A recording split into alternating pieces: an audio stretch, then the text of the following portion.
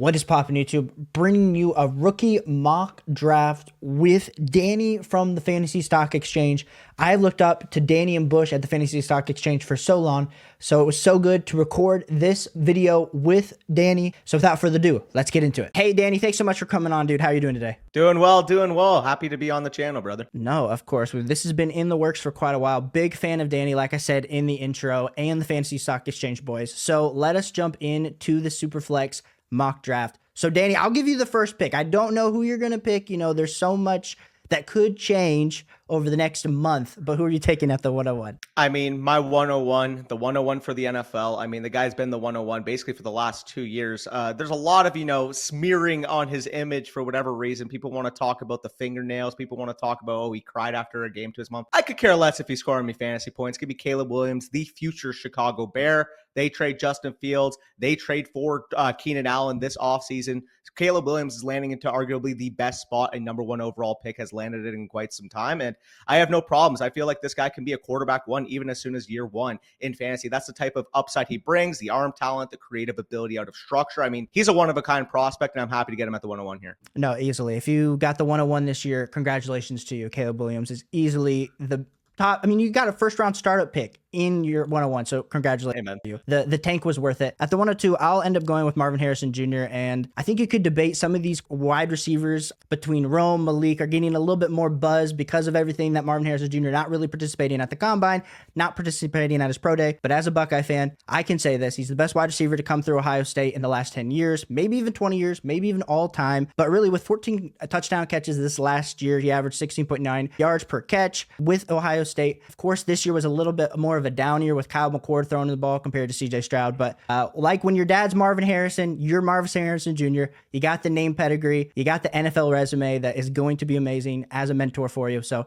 give me some Marvin Harrison Jr. Hopefully lands with the Arizona Cardinals. Hopefully can make it past the Patriots. Patriots hopefully take a quarterback at 3 or the trade out, but love me some Marvin Harrison Jr. at 2. Yeah, I mean, Marvin Harrison is an absolute stud. Obviously, you mentioned you're a Buckeyes fan. I kind of have to butt heads a little bit with my Go Blue represent, and I was able to watch this guy against a future top 5 overall pick in next year's draft with Will Johnson make highlight play after highlight play in that game this year. Obviously, the outcome ended up working out for me, but watching Marvin Harrison Jr., if you're a fan of an opposing team with Marvin Harrison Jr. on the other side, man, you are holding your breath every single time this guy has the ball in the air. We actually just did his film breakdown over on Flock, and I mean, this guy, there's nothing he doesn't do well, realistically. No, 100%. Who are you taking here at 3? This is going to catch some flack. So obviously, there's considered a big 3 range here between the 103 and the 105. Some people may go with Jaden Daniels in this spot. Some people may go with Malik Neighbors. And I think they're valid in this spot. I really feel like given their startup value, given what the market views them as, I'm comfortable taking them with the top 5 pick, but I am still on the Drake May hype train. I mean, this guy is an absolute stud. He graded within a point of Caleb Williams for me in my grading cycle.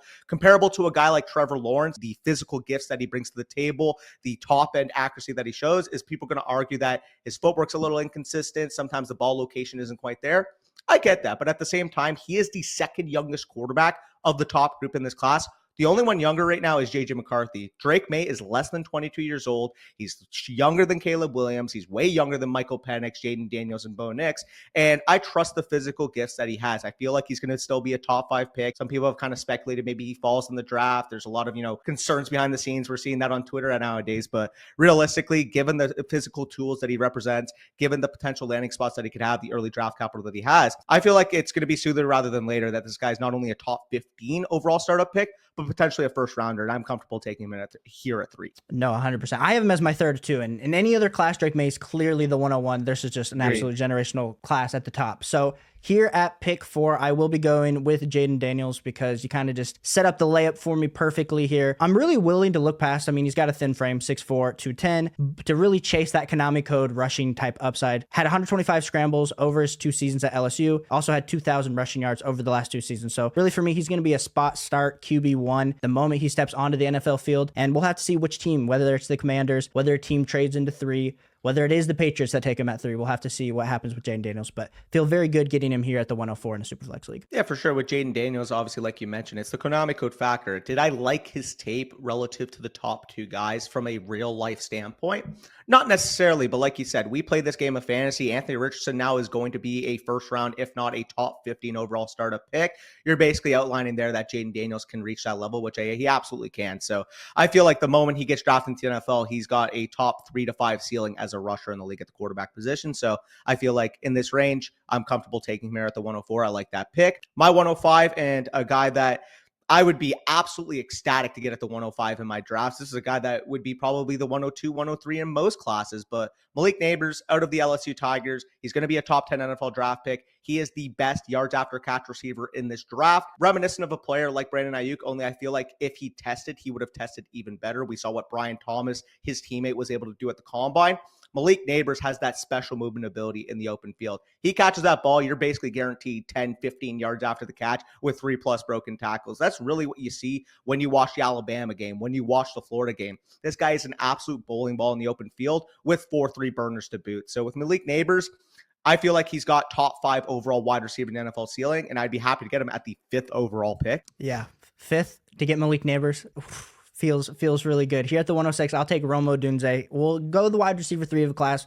Most classes, Rome's the wide receiver 1, but when you have Malik, when you have Marvin Harrison Jr. ahead of you, what can you do? Like we said, this feels good. If you did not make the playoffs in your Superflex league, the top 6 picks, you're feeling really good about yourself, and kind of being the consolation prize of the kind of the draft lottery or being at pick 6, but really for a wide receiver needy manager who kind of missed out, like we said, on Marvin Harrison Jr. Neighbors, feels good. The Washington standout, 6'3", 4.44, 40-yard dash time, really bodes well for his NFL future. I think whether he can really diversify his route tree is kind of the biggest knock that I have on his overall game, but when you're going to be getting that top 10 draft capital that Rome's going to be getting, we'll have to see where that's going to be at, but super excited for Rome, and you're taking the swing here each and every time. 7th overall pick now, obviously between 2 guys for me personally. Obviously, the Go Blue, the aspect wants me to take a guy like JJ McCarthy. And honest to God, if you're in this spot at the 107 and you do need a quarterback, I feel comfortable saying at this point that he will be a top 5 to 10 NFL draft pick. He will get the opportunity potentially with the Broncos, potentially with the Vikings, insulated spot with the coaching staff they have, with the weapons that they have. So I feel comfortable if you needed a quarterback to take JJ McCarthy here. However, because we don't have the landing spots, because we're doing this pre-NFL draft, I got to go with my grades. I mean, Brock Bowers, to me, is the second best player in this class out of the fantasy eligible guys, only behind Marvin Harrison Jr.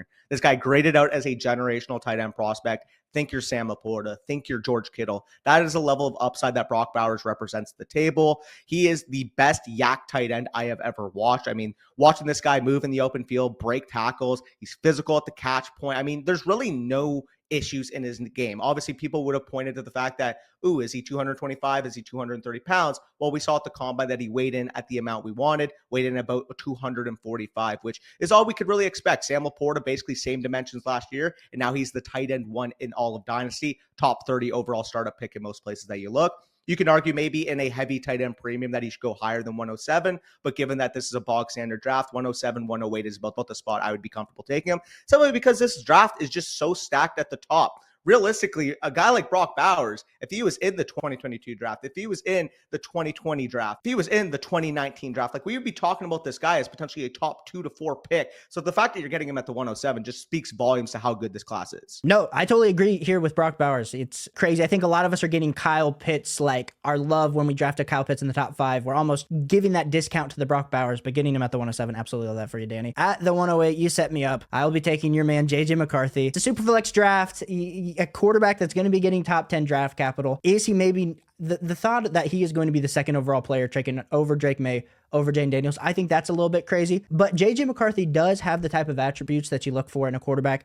A guy that is elusive, can scramble, also kind of has the mental makeup. As an Ohio State Buckeye, he just absolutely crushed us the last 3 years. I don't care whatever you think of the cheating scandal. I don't care. He still beat us to death. So shout out to JJ McCarthy. It's not like he knew our defensive signs. So I really think the biggest concern probably is just the lack of passing volume in that Jim Harbaugh offense. But I think he does have the successful traits to be a really great pro QB. And honestly, his 508 rushing yards over the last 2 years, I think it makes his fantasy overall upside maybe a little. He's not a full Konami code quarterback, but as we've seen with guys like a Patrick Mahomes, when you're able to just get outside the pocket, extend plays and also potentially be able just to run for 10 yards can be really beneficial for JJ McCarthy. And if you're able to get him a top 10 drafted quarterback at the 108, I will take that each and every day of the week. Yeah, absolutely. And no, I didn't do that on purpose to watch you, talk about my Michigan quarterback like that. But all jokes aside, with JJ McCarthy, I mean, I understand why people may be pessimistic. The volume was simply not there, but the guy won 99% of his starts in college. Like, what did he go? 27-1, 28-1. Like, we're talking about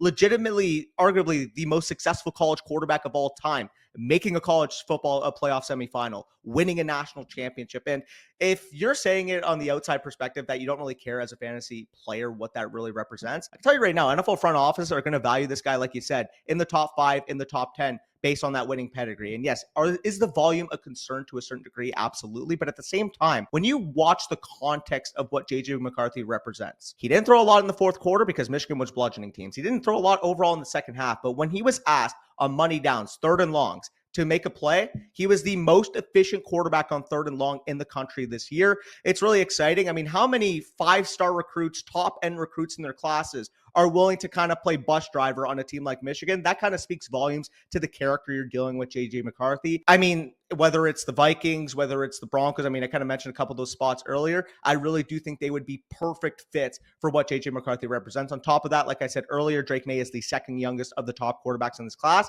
JJ McCarthy is still the youngest quarterback in this class. So I'm really excited. He's not even 21 years old yet. I'm fired up that you can get a player with this level of upside here at the 8th overall pick. Totally agree. Who are you taking here at the 109? Yeah, my next ranked player and my next ranked wide receiver, we talked about his teammate earlier with Malik Neighbors, but my next ranked player is going to be Brian Thomas Jr., wide receiver of the LSU Tigers. There's been reports, I know Hayden Wink said that a lot of mock drafters aren't quite caught up to just how high Brian Thomas can go. A lot of people kind of have him in that, top 15 to top 25 range of their mock drafts, but he wouldn't be shocked if this guy is a top 8 to 15 overall draft pick. And I wouldn't be shocked either. This guy picked up football in the middle of high school, showed a lot more nuance than I expected when I dug into his tape. And obviously the physical traits that he has, 6'3", over 200 pounds, running a 4.33 40, scoring 17 touchdowns in the SEC this year in that breakout season, man. He goes top 15 in the NFL draft to the proper landing spot. We could be talking about a guy that is probably commanding a top 15 to 20 overall status at the wide receiver position in Dynasty. So getting him here at the 109 kind of feels like a gift. But that's just how good this class is. So good. The fact that you can get Brian Thomas at the 109 is absolutely crazy.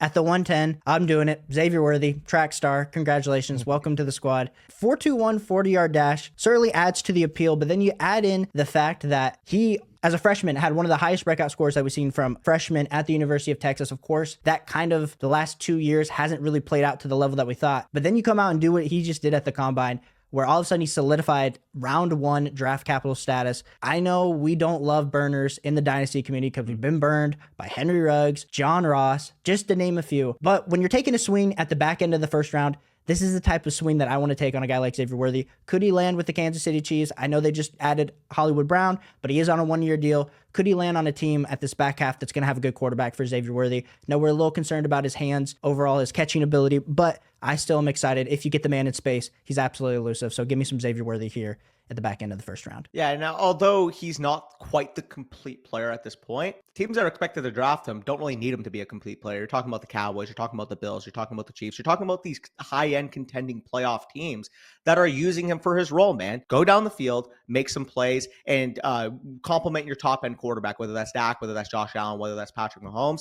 I am a little bit lower on him comparatively based on my grades, but the wide receiver 4 to 10 for the reference is separated by 3 total points. So he's my wide receiver 10 technically, but if he goes round 1, goes to the right landing spot, again, he is very close with a couple of these other guys that I think he is more than worthy, no pun intended, for this 10th overall draft pick. So I'm on the clock and my 10th overall player here, and a guy that I feel like kind of gets, a bad rap because of the skin color, because people want to compare him to every white receiver that they could possibly think of. He's the next Julian Edelman, he's next Wes Welker, he's the next Cole Beasley. Like, none of that, man. If you're going to make a proper comp for Ladd McConkey, think Doug Baldwin, think Golden Tate. Think if you're talking about even nowadays, maybe a guy like Chris Olave. I mean, when it comes to Ladd McConkey, if people just look at the Alabama game, I can understand why maybe they're lower. He's coming off the injury, that secondary. That was not the game that you would really be expecting for a player with the level of skill that Ladd McConkey brings to the table. But he is arguably the best route runner in this class. I would say between him, Marvin Harrison Jr., Rome Odunze, they're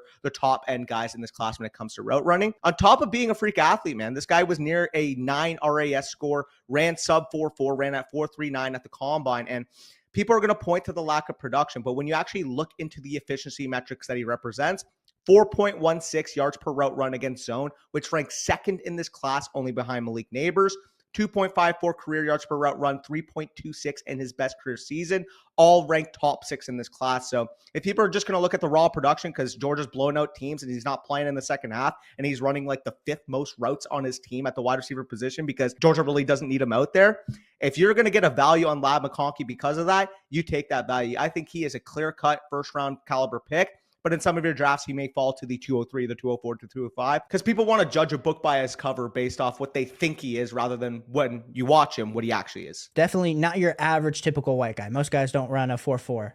That is his skin tone and can absolutely catch the ball and has the route running. And so I totally agree with you. He was my next wide receiver, so you stole him right out from under my nose. But I'm going to be going with Adonai Mitchell here to end the first round at the 112. And I think I'm higher than a lot of Dynasty people in the space on these Texas wide receivers. Like I said, he really didn't fully break out until his junior year at Texas. His size combo was 6'2", 205, 4.34, 40-yard dash. Really is going to lock him in to be a first-round pick, ideally with the Kansas City Chiefs or Buffalo Bills. So we'll have to see where that draft capital ends up coming into, where that spot fit is going to be. Because like I was saying, like with, and I know you just said, Danny, kind of between wide receiver 5 to wide receiver 10, it's really about preference and kind of what you like in your wide receivers that you're going to be adding to your roster. So I like some Adonai Mitchell, and so we're going to have to see where he ends up landing. Yeah, he was my next rated player as well. I was a really big fan of watching him. People will point to the fact that, he's a little inconsistent in the tape. And even as a big AD guy, this guy is my wide receiver 6 in the class. I'll agree with that. But the high end is so high end that I'm willing to overlook it. I know Brett Coleman was receiving some flack because he said, in my opinion, and he had Adonai Mitchell next to CeeDee Lamb. And I get that. If people want to criticize that take because he doesn't have the yards after catch ability that Lamb represents, I totally understand that. But saying that you don't see shades of CeeDee Lamb when you watch AD Mitchell at the high end, in terms of the footwork at the line of scrimmage, in terms of the release package, in terms of the natural separation he is able to create underneath, man, it really reminds me of 88 in Dallas. And you see the jerseys above me to tell you that I see a lot of that guy. But I'm back on the clock here. AD Mitchell was, again, my 11th overall player, a guy that I would have taken if he had fallen here to the 201. My next rated player, my 12th overall player in Dynasty rookie drafts at this current point, assuming he gets the draft capital. Again, maybe this guy doesn't go on day 2 and this looks stupid after the NFL draft. People are going to go to the comments, be like, how are you going to take a day 3 running back at the 13th overall pick? This is under the assumption this guy gets day 2 capital, and I really do feel like he's a strong bet to do so at this current point. Arguably the RB1 in terms of overall NFL draft circles at this current point. Trey Benson of the Florida State Seminoles, man, this guy is an absolute freak of nature. I have him compared to a guy like Josh Jacobs. People are going to talk about, the intangibles, the vision. Like, I understand at this point he is not refined from that aspect, but true freshman, got hurt, missed the entire season. Second year, played sparingly coming back from that injury. He is still, despite being, 22 years old, a very raw player, but what you're able to see from a gift standpoint, elusiveness, contact balance in the open field, Trey Benson is an absolute freak. He is up there with the most elusive players ever recorded based on PFF College. Up there with a guy like Bijan Robinson. I believe he has the second highest overall total in terms of elusiveness rating, only behind Bijan Robinson in his 2022 season. Trey Benson is a stud. Maybe he goes to the Raiders. Maybe he goes to the Cowboys. I really do feel like RB1 in this class may not even fall to 201, but that just speaks volumes to how good this class is. I love Trey Benson. I have him graded highest. I think Jonathan Brooks would be in this discussion too, but given the fact that he's coming back from that ACL, don't feel as confident about his draft capital. I lean Trey Benson, though they are back-to-back on my board. Well, you made it an easier pick for me because he was right there with me too. I'm going Troy Franklin at the 2-2, and a lot of this is going to determine on where he lands up, landing spot, but also NFL draft capital. Will he slide into the first round? Will he be probably an early second-round pick? That's probably where I'm seeing the projection going. Really, for Troy Franklin, didn't have the most amazing combine compared to the guys that we're talking about earlier with the Texas wide receivers, but honestly had better college production. So depending on what you value out of your rookies coming in, I think Troy Franklin out of the University of Oregon has everything that you're looking for. Reminds me a lot of last year with Josh Downs, where a little bit underrated in the class, but did have that college production to boot. If he lands in a landing spot like the Colts, like somewhere like that with what happened with Josh Downs, where it's a really great situation, I think Troy Franklin would look like a steal in the early second round. We could be looking at that as, wow, we really messed up. Should have been drafting him like right after Brock Bowers' range in Superflex League. So love some Troy Franklin here. Yeah, he would be in my next ranked wide receiver, but I'll take my next ranked player, and that's going to be Jonathan Brooks. I kind of alluded to the fact that he was back-to-back on my board with Trey Benson. And I understand people might be a little bit pessimistic coming off the torn ACL, but when you plug in the film, man, Jonathan Brooks, for as inexperienced as he is, obviously working behind Bijan Robinson, obviously working behind Roschon Johnson at Texas, you plug in the film, man, this guy looks like a refined running back. You're looking like you're watching Aaron Jones 2.0 when you're watching this guy play. The receiving ability, the elusiveness, the patience, the vision, all spades of a top-end level running back at the next level. The only concern I have here is with the torn ACL, does he fall a little bit in the draft? Or even if he doesn't fall, say he goes, day two to a team, whether it's the Cowboys or Raiders, a couple of those landing spots like I mentioned earlier, does he have a slower start than a guy like Trey Benson? Trey Benson, if he gets the RB1 job week 1, week 2, week 3, I feel like has an opportunity to arise from an ascension standpoint in dynasty market value.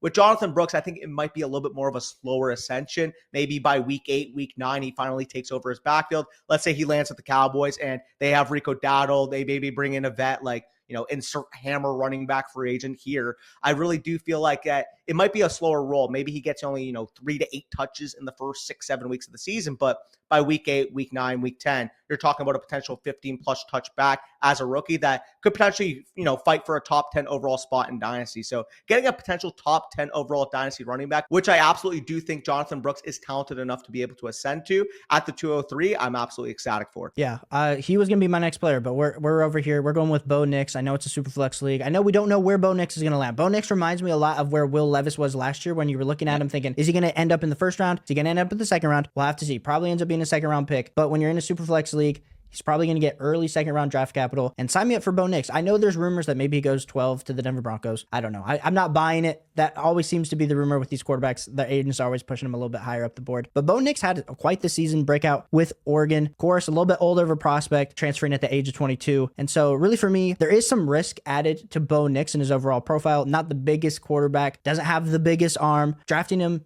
like right here in the early part of round 2 really mitigates the risk when you're kind of looking at the potential landing spot of getting a starting caliber quarterback in a Superflex rookie draft. So, and we're also just talking about a guy, he has the experience. I know we don't always love to talk about experience as a quarterback because we like to see some guys coming in with a little bit more raw traits, raw skills, but Bo Nix definitely does have the college experience and pedigree. So we'll have to see where he lands. But I think this is a pretty good spot to take him. Yeah, he's my QB5 as well. I would much rather him to a guy like Michael Penix. With Bo Nix, I have him comp to a guy like Baker Mayfield, Kirk Cousins, that type of realm. If he's able to hit that upside, become a starting quarterback in the NFL. What I really love about Bo Nix that I don't think gets a lot of buzz is people will point to the scheme at Oregon. People will point to, the design shots down the field, the screens that basically makes up the entirety of Oregon's playbook. But what I really love about Bo Nix is his decision making. And people will point to like, oh, well, that's already predetermined pre-snap. You still need a cerebral quarterback to be able to get through to that pre-snap adjustment, make the right read, and get the ball out of his hands. And Bo Nix did that just as good, if not better, than every single quarterback in this class. So if he does get, early round 2 capital, I feel like this is the appropriate landing spot. But if he ends up going into round 1, let's say he goes in the 20 to 32 range, which may not be as likely as round 2 at this current point. But if he does do that, getting him here at the 204 would be absolute money. So I love that spot for you here. Very good value, especially, if he's just going top 40. So if he finds himself in the first round, opportunity to start right away, you're going to be laughing if you got him at this point of your draft. But my next rated player and a guy that is very, widespread in terms of belief across the industry. People will point to, why didn't he produce prior to this year? Like, this guy is such a physical freak of nature, had such a good year. Why did he have such a slow start to his college career? And I'm going to give you guys the context for Xavier Legette. I think he is the 7th best receiver in this class. Really, I was shocked just how talented he was. And a lot of people are just going to say, well, this is Jonathan Mingo 2.0, this and that. You plug in Jonathan Mingo and then you watch Xavier Legette right after. I'll tell you what, Mingo does not hold a candle to how nuanced Xavier Legette is as a player. I really do feel like Xavier Legette's development was a long stroll. A lot of family issues, I believe, that went on. Obviously, COVID. He came in, I believe, at South Carolina as a quarterback, had to make that adjustment to wide receiver throughout his college career. Obviously, COVID not helping that cause. We were able to see in his bowl game last year when Jalen Brooks declared for the NFL draft, when Juice Wells sat out of that bowl game, him and Spencer Rattler make money. 7 catches, 78 yards, 3 touchdowns in that game. Really developed that rapport this offseason. Obviously has this breakout season. He is reminiscent of your DK Metcalf, your AJ Brown, these big, physical yards after catch demons that absolute dominate crossers. You put this guy in the right spot, man, and assuming he gets day 2 capital, which I think is a lock, if not top 50 capital, which I think he should be able to get at this point, given what he represents as an athlete, given how good his film was in 2023, man, I'd be absolutely ecstatic getting him at this point. Like I said, I have him graded as my 7th overall wide receiver. I have him compared to a guy like DK Metcalf. So if you're telling me I could potentially get DK Metcalf 2.0 in the middle of the second round, sign me up. I could go a few different ways, but I'm at the 206 going to be going with Braylon Allen, running back out of the University of Wisconsin. And if we were talking about this class last year and we were mentioning running backs, first guy off the cuff was going to be Braylon Allen. A lot of people were considering him an alien. And as we both cheer for teams in the Big Ten, we know that Braylon Allen is that dude. Now, he's not getting the same type of hype as Wisconsin running backs in the past. Not like a Melvin Gordon, not like a Jonathan Taylor, but everything that you have to consider with Braylon Allen, 6'1", 235, just turned 20 years old in January. So super, super young, super, super raw, which is going to be exciting to see where he ends up landing. I know 3rd round is probably the best case scenario for Braylon Allen, but can he land in a spot? I know like the Baltimore Ravens was always like a famous spot that draft people started talking about with Braylon Allen. Now with Derrick Henry, does that make us as exciting for our dynasties? We'll have to see. Derrick Henry's getting up there in age himself. So I like some Braylon Allen. We'll have to see where he lands. A lot of this is going to be based on draft capital. I think he's an absolute monster, 3-down workhorse type running back. So we'll see where he lands, but like him here at the 206. Yeah, and my next pick is actually going to be my RB3 in the class, a guy that was everyone's favorite sleeper leading up to the combine, but now people are starting to realize just how talented this guy is. He's at this point pretty much a consensus top 5, top 6 back I've seen across the industry, but feels good being early on this guy. Jalen Wright, running back of the Tennessee Volunteers, absolutely obliterates the combine, is one of the freakiest athletes in this class. And will people point to the fact that is he a refined running back at this current point? Not necessarily, but I was really impressed by just how refined he was comparative to what I expected coming in. Reminds me of a guy like a Tony Pollard, like a Travis Etienne. Big freak athlete, very, very powerful for his frame too, 210 pounds. You see it on display in the open field. Breaking tackles, great footwork behind the line of scrimmage. And I really do feel like at this current point, given how well he tested as a 9.82 RAS running back, he has a really good chance to get day 2 NFL capital. So if he goes day 2 in the NFL draft and I can get him at this spot in my rookie drafts, I'm all for it. Jalen Wright, I would be absolutely ecstatic if the Cowboys used their 3rd round pick on this guy, because I do feel like he would be a natural playmaker and the natural replacement to Tony Pollard. Like I said, that's Bush's comp for him, Tony Pollard. My comp for him, Travis Etienne. I really do feel like he has top 10 level running back ceiling. I was not in on Jalen Wright, but I can say this as someone that tunes into the Fantasy Stock Exchange channel each and every week. They were on it. They made me reevaluate my Jalen Wright takes, and then the combine happens and boom, it's like right there for the taking. So shout out to you boys for being one of the few early people in the dynasty space onto Jalen Wright. Then I'm going to just do it. Keon Coleman, welcome to the squad. 6'3", 213 gives you goosebumps. Now, Coleman's combine performance, subpar to say the absolute least. Raw score was 8.05. He was a 33rd percentile in athleticism. I understand. He's a big wide receiver with excellent ball skills. A lot of people, you're like, he's a big wide receiver, but we've seen these guys come into the NFL, N'Keal Harry, just Calvin Benjamin to name a few, where they absolutely destroyed college on go routes, but they don't really have a refined route tree. This is the spot where in a normal year, Keon Coleman's probably going somewhere around 111 to 202. And the fact of the matter is I get to then draft him at 208 in a Superflex draft. That's absolutely incredible value. I'm taking that shot each and every day. Now, landing spot's going to play a big part a lot with all these wide receivers and running backs, but being able to get this guy at 208, I feel really good about. Give me a big level wide receiver that could potentially become an ultimate alpha, just determines where he lands and can he actually reach his potential. Yeah, no, I really love that fit. I feel like honestly, he's the last of this tier. Once you get to the 2.9 plus, it kind of gets a little bit more closer, but Keon Coleman, man, people are going to give him a bad rap because he ran a slow 40. He jumped out of the wazoo. Obviously, he showed like high-end athleticism in the gauntlet drill. I believe he was the fastest recorded receiver in the gauntlet drill, which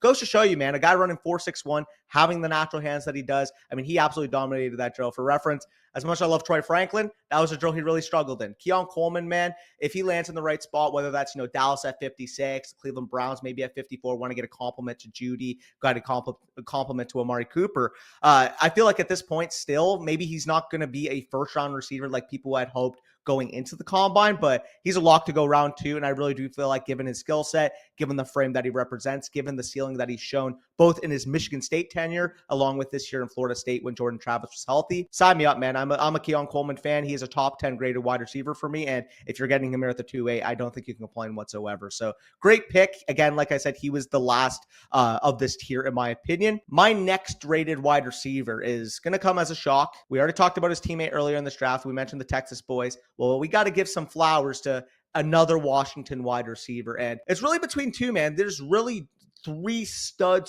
Washington wide receivers in this class. Rome Odunze being the alpha. And then I really do feel like you couldn't convince me either way between Jalen Polk and Jalen McMillan. I'm more of a Jalen McMillan guy. When he was healthy this year, really dominant, great route runner, reminiscent of a guy like Jackson Smith and Jigba last year. Now, do I feel like he has the prospect profile up there with Jackson Smith and Jigba? Not necessarily, but if you were to say, a B+ version of JSN, I really do feel like he could be that role in the next level. He's a natural day one slot wide receiver with the opportunity, with the upside to potentially be in two wide receiver sets as your Z. I really have no problems. Again, the injury kind of slowed down his progress this year, but when you turn on the tape, man, this guy's a natural separator underneath, and he's a really tough, really smart football player. So 2-9, I'm all for it. Again, this is assuming he gets day 2 capital. If he goes, round 4, round 5, got to adjust my expectations for him. But I was really a fan of his tape. He is my wide receiver 11 in this class, and I'm comfortable taking him here. Yeah, well, you're going to make me do this again, Danny. I think you're just continuing to push me. I'm going to be taking Roman Wilson here at the 210. And as much as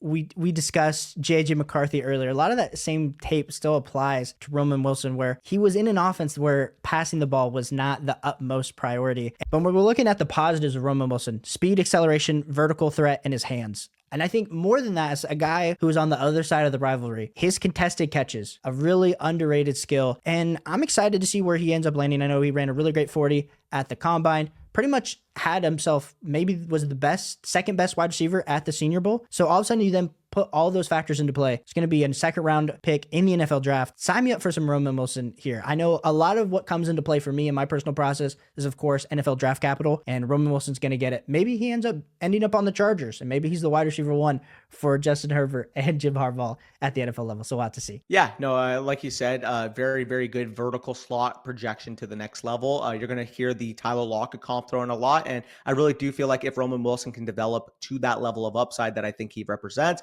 he could be a Tyler Lockett type of player. And it's funny because they have kind of similar profiles. Obviously, Tyler Lockett coming out of Kansas State, a little bit of a slower start to his career, but once he hit his groove, we've seen what he's become, a perennial 1,000-yard wide receiver. Would not be shocked also if Jimbo wants to take him in that second round pick. I would be really excited, especially with the trade of Keenan Allen, with the cutting of Mike Williams. Don't necessarily think they would take one at 5, or maybe they do. Maybe they take him Malik Neighbors. But even if they trade down to 11 and 23, pick up some offensive line help, pick up a defensive player, and they get Roman Wilson in the second round, I can see that being a likely case for Jim this upcoming NFL draft cycle. But we're at the 211 here, and I'm gonna shock the world here, man. Like, people have not caught on to this guy yet, and he was arguably my most surprising watch.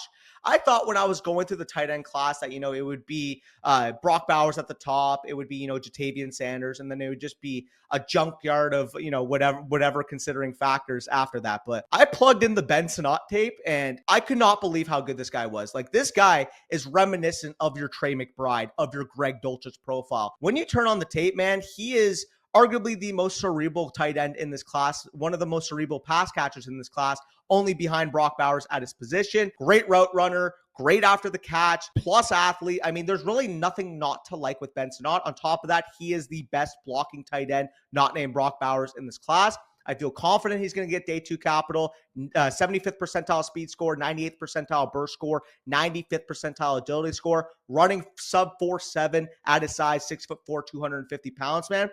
I'm going to make this take right now because people have not caught on to just how good Ben Sinnott is. But I'll tell you right now, if anybody's going to have that Sam Laporta type of ascension, this is my bold take right now, it's going to be Ben Sinnott. So if I can get him here at the 211, I would be ecstatic because I really do feel like this guy is a day 1 contributor at the tight end position, which you typically can't say about a lot of prospects. I have him with a top 50 overall grade, which I didn't expect going into his tape, man. I thought he would just be another Joe Schmo, like a Cade Stover, like one of these other, depth tight ends in this class. But I put on his film, man, and he compete athleticism, blocking. Like, he has the whole package you want for a young tight end, not even 22 years old yet. Yeah, I'm holding that Kate Stover comment against you, but it's okay. I'll forgive you. I forgive you. Final pick of the round, I will be going with Malachi Corley, and this is the thing. I think a lot of people, the performance at the NFL Combine, his lack of performance at the NFL Combine, his impressive Senior Bowl. There's a lot to like with Malachi Corley, but as a guy that watches Ohio State, he absolutely torched our Buckeyes 2 years ago. He broke out at the age of 19. Looks like Michael B. Jordan out of Black Panther. So shout out to Malachi Corley.